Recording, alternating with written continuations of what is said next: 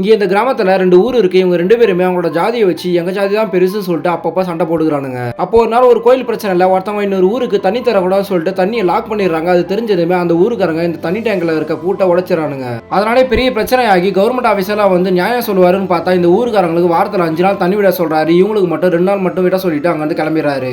So இவங்க 2 ஊருக்காரங்களும் அவங்களோட ஜாதியை வச்சு எப்பவுமே சண்டை போட்டுட்டு இருக்காங்க. ஒரு நாள் இவங்க ஜூஸ் கம்பெனி வேலைக்கு போறேன்னு சொல்லிட்டு 2 ஊருக்காரங்களும் சேர்ந்து பக்கத்து ஸ்டேட்டுக்கு வேலைக்கு போறாங்க. ஆனா அங்க இவங்க எப்படி இங்க ஜாதியால பிரிஞ்சிருக்காங்க அங்க மொழியை வச்சு அங்க எல்லாருமே பிரிவினையை உண்டாக்குறாங்க.